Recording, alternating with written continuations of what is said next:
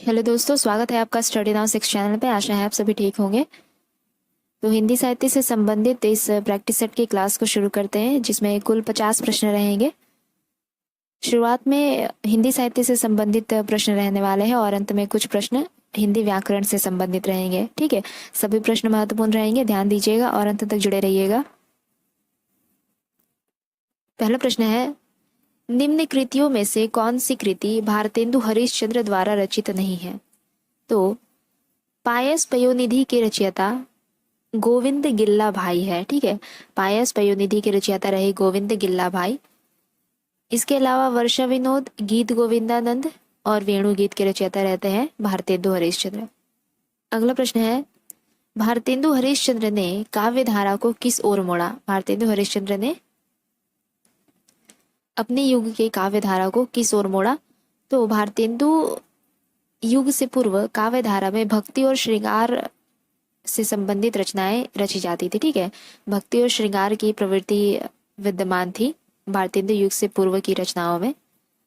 परंतु भारतेंदु जी ने अपने युग में काव्य धारा को स्वदेश प्रेम की ओर मोड़ा। ठीक है, जैसे भारत दुर्दशा रचना रही, भारत जननी। अगला प्रश्न देखते हैं, भारतेंदु जी की रचना हिंदी भाषा का प्रकाशन वर्ष क्या रहा?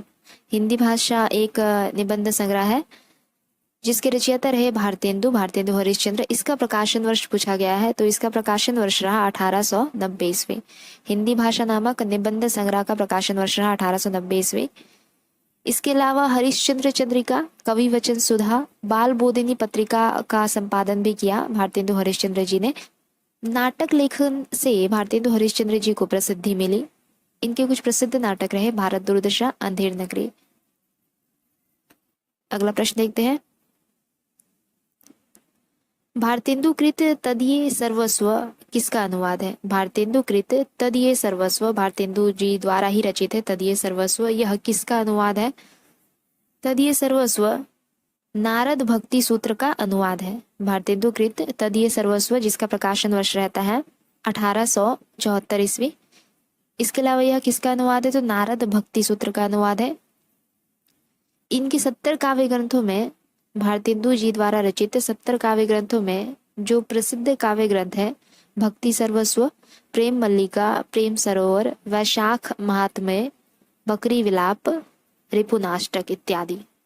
अगला प्रश्न देखते हैं, भारतेंदु की रचनाओं का संग्रह किस नाम से है? भारतेंदु की रचनाओं का संग्रह किस नाम से है? तो भारतेंदु ग्रंथावली के नाम से है भारतेंदु की रचनाओं का संग्रह, जिसका संपादन किया ब्रजरत्न दास ने। भारतेंदु ग्रंथावली का संपादन किसने किया? ब्रजरत्न दास ने। अगला प्रश्न देखते हैं, हिंदी साहित्य में राष्ट्र चेतना के संवाहक और आधुनिक चेतना के प्रणेता प्रथम साहित्यकार है भारतेंदु हरिश्चंद्र। राष्ट्र चेतना के संवाहक और आधुनिक चेतना के प्रणेता कौन रहे? भारतेंदु हरिश्चंद्र। ये यानी भारतेंदु जी आधुनिक हिंदी साहित्य के पितामह कहे जाते हैं। अगला प्रश्न देखते हैं, निम्न में से कौन सी रचना श्रीधर पाठक की नहीं है? इनमें से कौन सी रचना श्रीधर पाठक की नहीं है? गंगावतरण। गंगावतरण के रचयिता रहते हैं जगन्नाथ दास रत्नाकर और इसका प्रकाशन वर्ष रहा 1927 ईस्वी। ठीक है, गंगावतरण श्रीधर पाठक की रचना नहीं है। यह किनकी रचना है? तो जगन्नाथ दास रत्नाकर की, जिसका प्रकाशन वर्ष रहा 1927 ईस्वी। इसके अलावा जगन्नाथ दास रत्नाकर आधुनिक युग के श्रेष्ठ ब्रजभाषा कवि माने जाते थे। रत्नाकर आधुनिक युग के श्रेष्ठ ब्रजभाषा कवि माने जाते थे। और कश्मीर सुषमा, जगत सच्चाई सार, भारत गीत, इन सभी रचनाओं के रचयिता रहे श्रीधर पाठक। निम्न में से कौन सा कथन सही है? इतिवृत्तात्मकता द्विवेदी युगीन कविता की विशेषता है, पहला। दूसरा, राष्ट्रीय सांस्कृतिक चेतना इस युग की कविता का मुख्य स्वर रहा। इतिवृत्तात्मकता द्विवेदी युगीन कविता की विशेषता रही और राष्ट्रीय सांस्कृतिक चेतना इस युग की कविता का मुख्य स्वर रहा। हमें बताना है कि इन दोनों में से कौन सा सही है या फिर दोनों ही सही है, कोई एक सही है।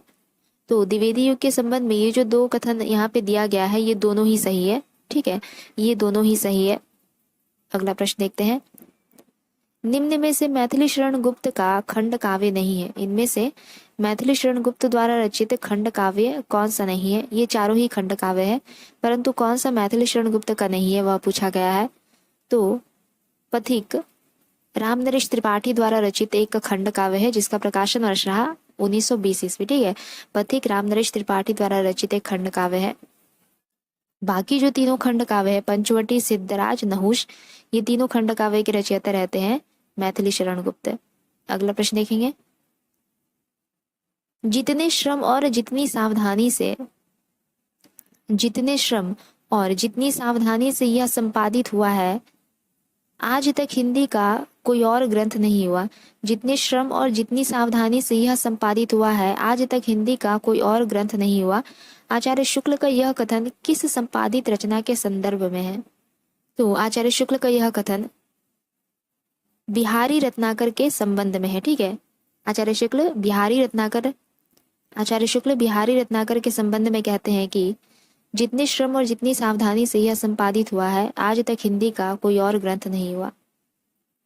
इसके रचनाकार कौन रहते हैं? बिहारी रत्नाकर के रचयिता रहते हैं जगन्नाथ दास रत्नाकर।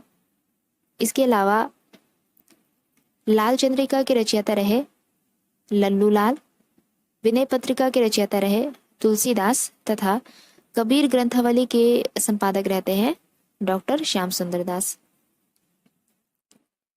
वे धर्म में विशिष्टता द्वैतवादी, विचारों में गांधीवादी और साहित्य में अभिधावादी है। यह कथन मैथिली शरण गुप्त के विषय में कहा गया है। ठीक है, मैथिली शरण गुप्त के विषय में कहा गया है, परंतु किसने कहा है यह पूछा है। वे धर्म में विशिष्टता द्वैतवादी, विचारों में गांधीवादी और साहित्य में अभिधावादी है। मैथिली शरण गुप्त के विषय में यह कथन किसने कहा है? तो डॉक्टर बच्चन सिंह ने यह कथन कहा है मैथिली शरण गुप्त के संबंध में।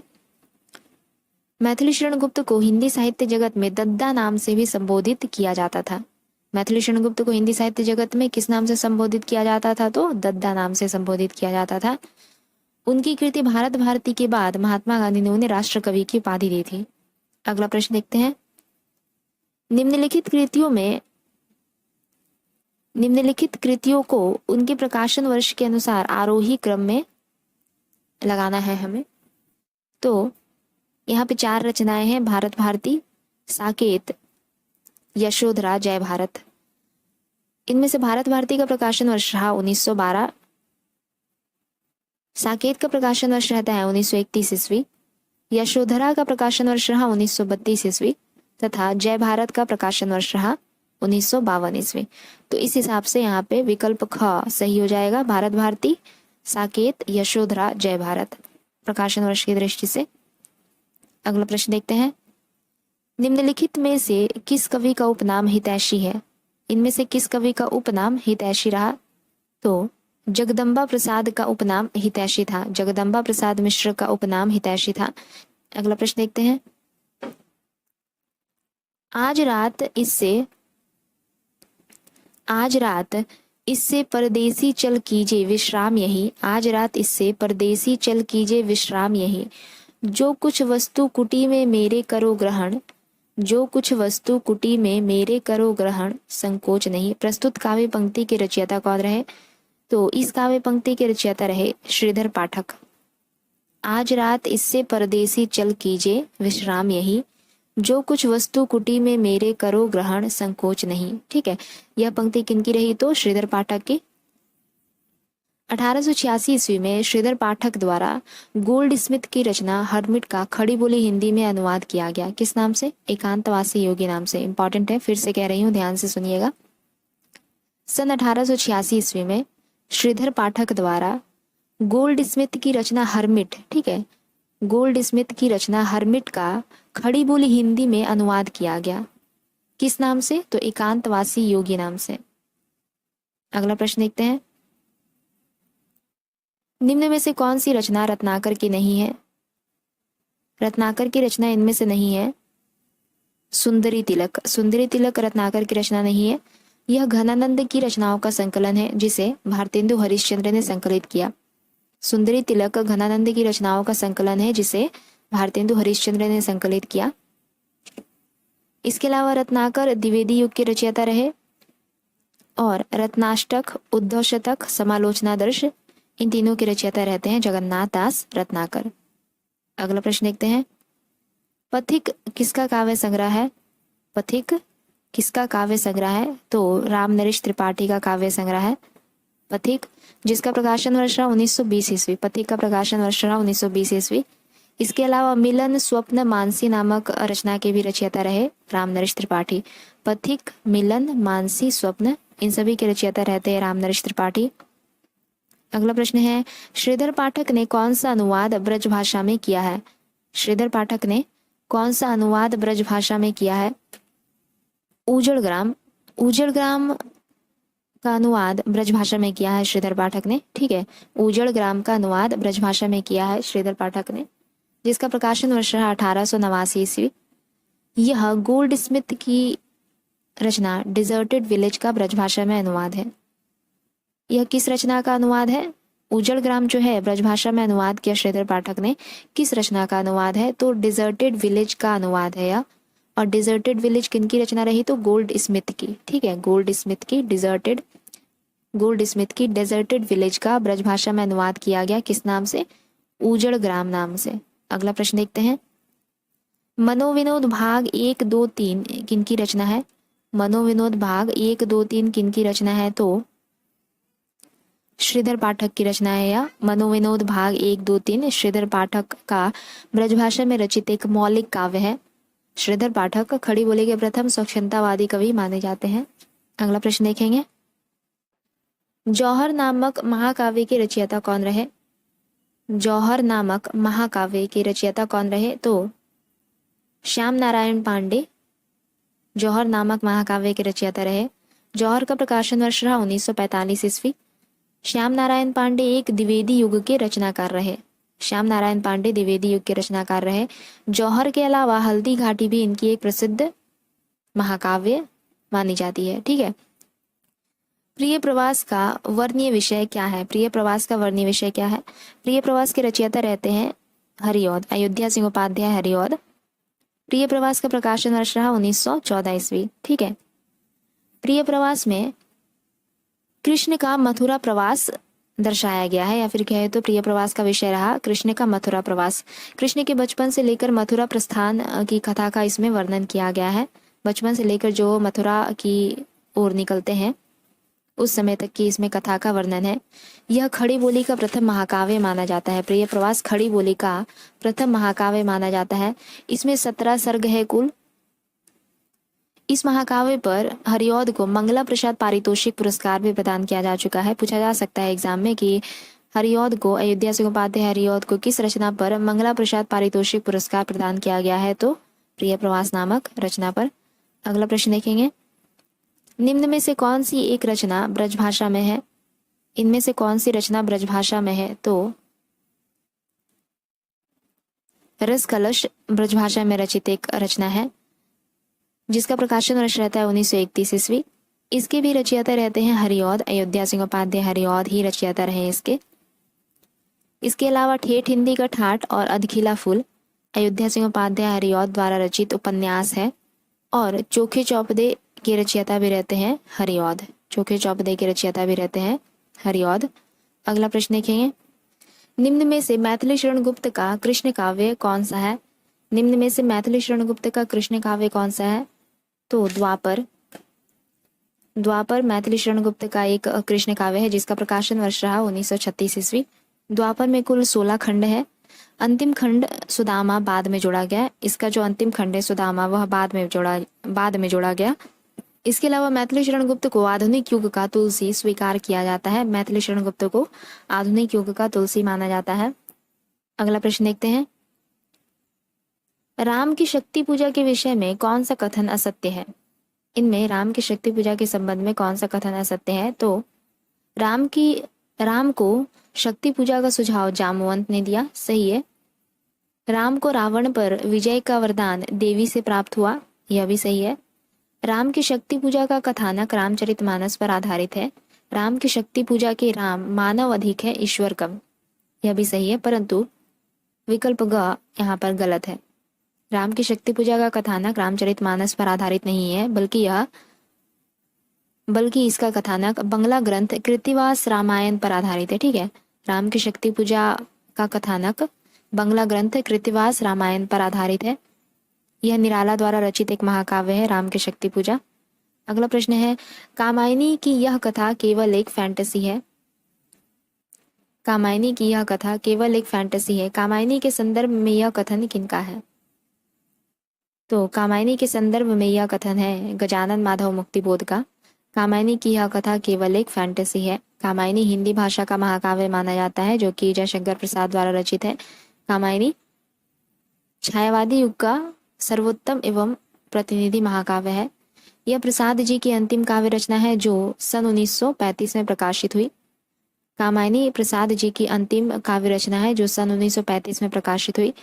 इसमें 15 सर्ग है कुल, जिसका प्रथम सर्ग चिंता है तथा अंतिम सर्ग आनंद। ठीक है, अगला प्रश्न है, निम्न में से क्या स्वच्छंदतावादी काव्य की प्रमुख विशेषता नहीं है? स्वच्छंदतावादी काव्य की प्रमुख विशेषता इनमें से कौन सा नहीं है? तो यह वाह्य जगत को अधिक महत्व देता है। यह सब प्रकार की रूढ़ियों से मुक्त है। इसमें कल्पना और असाधारणता का प्राचुर्य रहता है। सही है। अभिव्यंजना में यह सांकेतिक और व्यंजना प्रधान होता है। यह भी सही है, परंतु विकल्प का यह बाह्य जगत को अधिक महत्व देता है, यह विशेषता नहीं है स्वच्छंदतावादी साहित्य की। ठीक है, यह विशेषता नहीं है स्वच्छंदतावादी साहित्य की। अगला प्रश्न देखेंगे, भारतीय संस्कृति के मूल उपादानों का ऐतिहासिक विकास प्रस्तुत करने वाला प्रसिद्ध ग्रंथ संस्कृत के 4 अध्याय किसने लिखा है? या फिर साधारण शब्दों में कहें तो संस्कृत के 4 अध्याय के रचयिता कौन रहे? तो रामधारी सिंह दिनकर। ठीक है, अगला प्रश्न देखते हैं, हरिशेणाचार्य कृत जैन पद्म पुराण का भाषानुवाद किसने किया? हरिशेणाचार्य कृत जैन पद्म पुराण का भाषानुवाद किसने किया? संवत 1818 में पंडित दौलत राव ने। संवत 1818 में, या फिर ईस्वी में अगर कहे तो 1761 ईस्वी में हरिशेणाचार्यकृत जैन पद्म पुराण का हरिशेणाचार्यकृत जैन पद्म पुराण का भाषानुवाद किया। किसने? तो पंडित दौलत राम ने। अगला प्रश्न देखेंगे, मुंतख बुतवारिक किनकी रचना रही? मुंतख बुतवारिक मुंशी सदा सुखलाल की रचना रही। मुंतख बुतवारिक मुंशी सदा सुखलाल की रचना रही। अगला प्रश्न देखते हैं, शैली की दृष्टि से रानी केतकी की कहानी कैसी रचना रही? तो रानी केतकी की कहानी शैली की दृष्टि से एक हास्य प्रधान रचना रही। रानी केतकी की कहानी के रचयिता रहते हैं इंशाअल्लाह खां। इसे उदयभान चरित्र के नाम से भी जाना जाता है। रानी केतकी की कहानी नामक रचना को उदयभान चरित्र के नाम से भी जाना जाता है। यह हिंदी की पहली मौलिक लिखित गद्य कथा है। यह हिंदी की पहली मौलिक लिखित गद्य कथा मानी जाती है, रानी केतकी की कहानी। अगला प्रश्न देखेंगे, लल्लूलाल कृत निम्न में से कौन सी रचना ब्रजभाषा गद्य में रचित है? लल्लूलाल द्वारा रचित है, इनमें से कौन सी रचना ब्रजभाषा गद्य में रचित है? तो लाल चंद्रिका ब्रजभाषा गद्य में रचित है, जिसके रचयिता रहते हैं लल्लूलाल। इसके अलावा ब्रजभाषा गद्य में रचित लल्लूलाल की 2 और रचनाएं हैं, राजनीति और माधव विलास। ठीक है, बाकी जो सभी रचनाएं हैं सिंहासन बत्तीसी, सभा विलास, ब्रजभाषा व्याकरण, यह खड़ी बोली गद्य में रचित है, परंतु है लल्लूलाल की ही रचना। अगला प्रश्न है, किस रचनाकार ने राजनीति के नाम से हितोपदेश की कहानियों को ब्रजभाषा गद्य में अनुवादित किया? किस रचनाकार ने राजनीति के नाम से हितोपदेश की कहानियों को ब्रजभाषा गद्य में अनुवादित किया? तो लल्लूलाल ने राजनीति के नाम से हितोपदेश की कहानियों को ब्रजभाषा गद्य में अनुवादित किया। अगला प्रश्न देखते हैं, अब कुछ व्याकरण से संबंधित प्रश्न है। निम्न में से कौन सा तद्भव शब्द है? खेत एक तद्भव शब्द है जिसका तत्सम रूप होगा क्षेत्र। ठीक है, खेत का तत्सम रूप हो जाएगा क्षेत्र। अगला प्रश्न देखते हैं, निम्न में से कौन सा शब्द तत्सम नहीं है? इनमें से कौन सा शब्द तत्सम नहीं है? प्रतीत शब्द तत्सम नहीं है। ठीक है, प्रतीत शब्द तत्सम नहीं है। अगला प्रश्न है, निम्न में से कौन सा शब्द तद्भव नहीं है? इनमें से तद्भव शब्द कौन सा नहीं है? अधर शब्द तद्भव नहीं है। अधर एक तत्सम शब्द है। अधर का तद्भव रूप हो जाएगा होठ। अगला प्रश्न देखते हैं।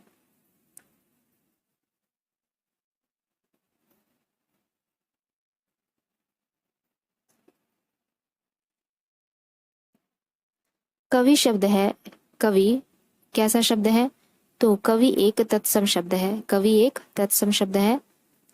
प्रस्तर का तद्भव रूप क्या हो जाएगा? प्रस्तर का तद्भव रूप हो जाएगा पत्थर। ठीक है, अगला प्रश्न देखेंगे। जब प्रथम पद संख्यावाची और दूसरा पद संज्ञा हो, जब प्रथम पद संख्यावाची और दूसरा शब्द संज्ञा हो तो वहां पर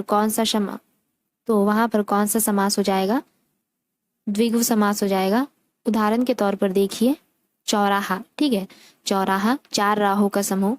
तो इस प्रकार जो प्रथम पद है वह संख्यावाची होगा और दूसरा पद संज्ञा होगा। ऐसे समास को हम लोग द्विगु समास कहते हैं, जैसे चौराहा चार राहों का समूह, पंचवटी पांच वटों का समूह। अगला प्रश्न देखते हैं। आप बीती शब्द में कौन सा समास है? आप बीती शब्द में कौन सा समास है? आप बीती का समास विग्रह हो जाएगा अपने पर बीती या फिर आप पर बीती। आप यानी खुद पर बीती। ठीक है, तो इसमें जो समास होगा वह है तत्पुरुष समास। आप बीती शब्द में तत्पुरुष समास हो जाएगा। अगला प्रश्न देखते हैं। चरण कमल में कौन सा समास है?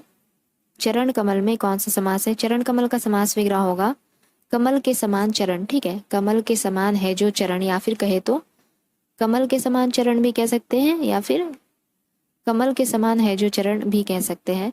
इसमें कर्मधारय समास है। चरण कमल में कर्मधारय समास है। जैसे का पुरुष, कायर है जो पुरुष। ठीक है, अगला प्रश्न देखते हैं। कर्मधारय समास के और उदाहरण ले ले तो अंधकूप, अंधा है जो कुआं। द्विगु समास के उदाहरण चुनिए इनमें से। चौमासा, नवरत्न, पंचवटी, ये सभी ही द्विगु समास है। चौमासा यानी चार मास का समूह, यानी 4 महीने का समूह। नवरत्न यानी 9 रत्नों का समूह। पंचवटी यानी 5 वटों का समूह। अगला प्रश्न है। योगी शिवेंद्र कुशासन पर विराजमान है। योगी शिवेंद्र कुशासन पर विराजमान है रेखांकित पद यानी कुशासन में कौन सा समास है? तो कुशासन शब्द में कर्मधारय समास है। ठीक है, कुशासन शब्द में कौन सा समास है? तो कर्मधारय समास है यहाँ पर। अगला प्रश्न देखते हैं। किस शब्द में उपसर्ग का प्रयोग हुआ है? किस शब्द में उपसर्ग का प्रयोग हुआ है? उपकार शब्द में उपसर्ग है। पहले उपसर्ग लगता है, बाद में मूल शब्द, यानी उपसर्ग जोड़ मूल शब्द इस तरह होते हैं। और प्रत्यय क्या होता है? तो मूल शब्द जोड़ प्रत्यय, यानी प्रत्यय अंत में लगता है, शब्द के अंत में प्रत्यय लगता है, उपसर्ग शब्द के पहले लगता है। अगला प्रश्न देखते हैं। निम्नलिखित में से कौन सा शब्द उपसर्ग रहित है? इनमें से कौन सा शब्द उपसर्ग रहित है, यानी किस शब्द में उपसर्ग नहीं है? तो सुरेश शब्द में उपसर्ग नहीं है। बाकी संयोग, विदेश, अत्यधिक, इन तीनों शब्दों में उपसर्ग है, उपसर्ग जोड़ मूल शब्द, परंतु सुरेश में उपसर्ग नहीं है। अगला प्रश्न देखेंगे। किस शब्द में हार प्रत्यय नहीं है? तो लुहार शब्द में हार प्रत्यय नहीं है। लुहार, लोहा जोड़ आर। ठीक है, आर इसमें प्रत्यय निकलेगा, हार नहीं। बाकी तीनों में यहाँ पे हार प्रत्यय निकलेगा। अगला प्रश्न देखते हैं। खर का पर्यायवाची शब्द क्या हो जाएगा? खर का पर्यायवाची शब्द क्या हो जाएगा? तो खर का पर्यायवाची शब्द है गधा। खर का पर्यायवाची शब्द गधा। अगला प्रश्न देखते हैं। पर्यायवाची शब्द का कौन सा युग्म इनमें से सही नहीं है? तो वाजी सिंह। वाजी सिंह, वाजी का पर्यायवाची सिंह नहीं होता है। ठीक है, वाजी का पर्यायवाची सिंह नहीं होता है, यह गलत है। इसके अलावा वसुमती, धरती, मरीचि, किरण, वहीन, आग, ये तीनों ही यहाँ पर सही है। अगला प्रश्न देखते हैं। कृपा किस शब्द का विलोम होगा? कृपा किस शब्द का विलोम होगा? तो कृपा कोप शब्द का विलोम होगा।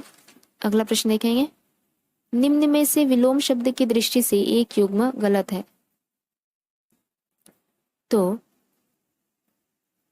विधि निषेध सही है, आह्वान विसर्जन सही है, ये हलाहल सही है, परंतु आग्रह का विलोम विग्रह नहीं होगा, जबकि दुराग्रह होगा। ठीक है, आग्रह का विलोम दुराग्रह होगा। अगला प्रश्न देखेंगे, आविर्भूत का सही विलोम शब्द क्या हो जाएगा? आविर्भूत का सही विलोम शब्द हो जाएगा तिरोभूत। आविर्भूत का विलोम हो जाएगा तिरोभूत। अगला प्रश्न है, सुधा के अनेकार्थक शब्द क्या है? सुधा के अनेकार्थक शब्द क्या है? अनेकार्थक यानी जब एक ही शब्द के अनेक अर्थ निकले। जैसे अंक का अर्थ गोद भी हो जाएगा, संख्या भी हो जाएगा, ठीक है, भाग भी हो जाएगा अंक, जैसे इस नाटक में कितने अंक हैं, इस प्रकार। तो अनेकार्थक शब्द यानी जब एक ही शब्द के अनेक अर्थ निकले। सुधा के अनेकार्थी शब्द हो जाएंगे अमृत पानी। ठीक है, सुधा के अनेकार्थी शब्द हो जाएंगे अमृत पानी। तो ये हमारा आज का अंतिम प्रश्न रहा।